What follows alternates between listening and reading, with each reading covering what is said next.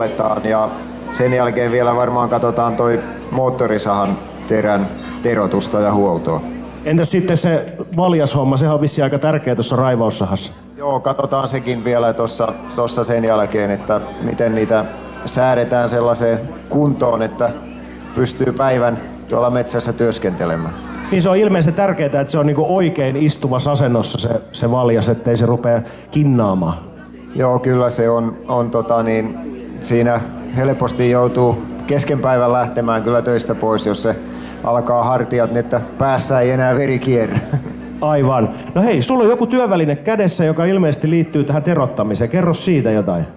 Joo, kyllä tässä on niin kuin tällainen normaali viila, joka on kiinnitetty tällaiseen ohjaimeen, josta katsotaan tuossa sitten, että miten sitä käytetään. Mistä sen tietää, kun toi raivaussaha on semmoisessa kunnossa, että nyt pitää terottaa? Huomaako sen omasta kädestä vai huomaako sen siitä, että puut ei enää vaan katkeile?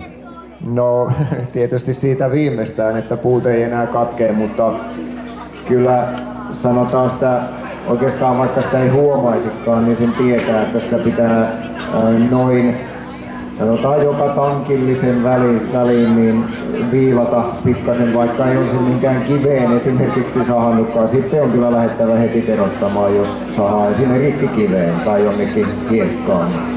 Kuinka kauan tuollaisella yhdellä terällä pärjää? Onko se kuinka usein ihan kokonaan vaihdettava?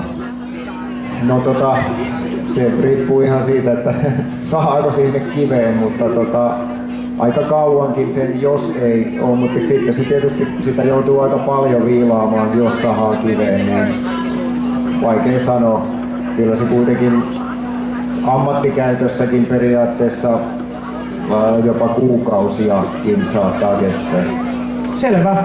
Hei, nyt jos olette halukkaita, niin tulkaa ihmeessä lähemmäksi. Meillä ei ole tässä nyt videokuvausta ja liveskriinausta, niin tulkaa itse kolmiulotteisesti toteamaan se, kun Petri pistää raivaussahan teräväksi. Mä siirryn itse jollekin puolelle ja niin katsellaan, että mä työnnän mikkiä Petrin suuhun, niin Petri voi sitten kertoa samalla, että mitä se tekee.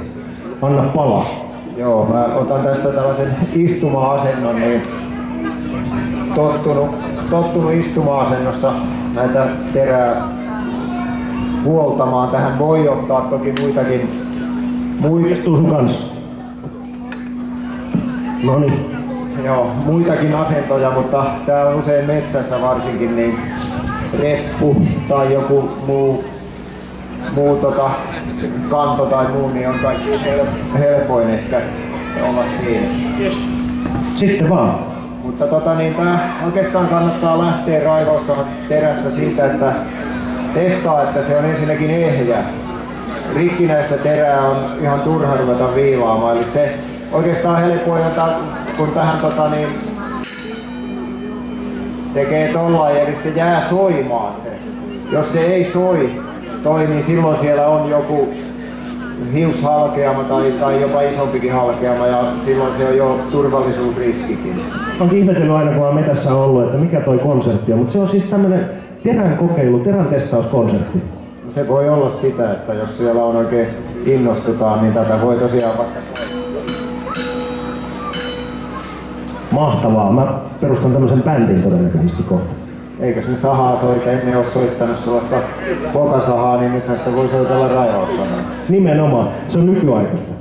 Kyllä.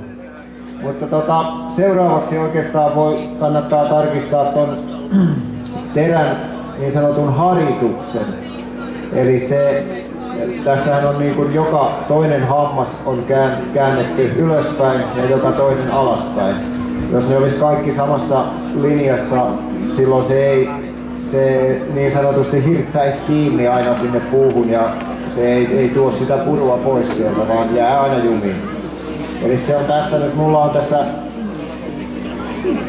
ohjaimessa niin on tällainen tulkki, mistä näkee, että onko siinä tarpeeksi haritusta. Onks mä sun tiellä nyt pahasti? Nyt ruvetaan harituksen testaan. Tässä niin kun laittaa tänne terää vasten, niin täällä on tällainen tosiaan lovi, eli toi loven kohta tulee tuohon, missä on näitä hampaita, ja sen hampaan pitäisi osua tonne. Ja nytkin tässä niin kun ei aivan osu sinne, eli tässä on aavistuksen liian vähän tätä haritusta. No, osa hampaista ei ole ihan tasaisesti, eikä se koskaan varmaan ihan niin saakkaan. Annetaan tällaisella käsipehdellä. No mitä sitten tehdään, kun haritus on vähän pienessä? No, sitten näitä on monenlaisia tietysti millä harittaa, mutta tässä on samassa tässä ohjaimessa näitä tällaisia lovia, millä sitä haritetaan. Eli se kaikessa yksinkertaisuudessaan tapahtuu sillä, että laitetaan tuon lovi tuohon. Katsotaan tietysti, että kumpaan suuntaan sitä käännetään. Tässä on nyt, ei ole aivan optimiasennossa nyt mulla kääntää, mutta jospa se onnistuisi tuosta. Eli tällä yksinkertaisesti taivutetaan hammasta, sitten jätetään tietenkin yksi väliin, koska ne on toiseen suuntaan käännettäviä. Otetaan seuraava ja taitetaan. Ja taas seuraava ja taitetaan.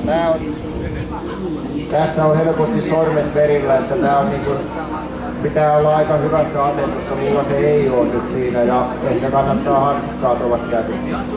Tää on selkeästi taitolaji. No tää on joo ja tietysti näitä on tosiaan erilaisia. Mä en oo ite ihan tästä tykännyt tästä mallista, että kannattaa hommata sellainen, millä tuntuu, että se on helppoa. Sitten tietysti kun on haritettu toi puoli, niin se käännetään terä toisinpäin ja otetaan näitä, jotka on sitten toiseen suuntaan, eli ylöspäin tossa.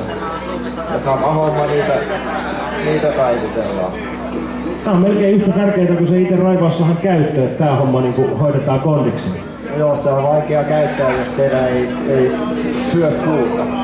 Joo, ja siinä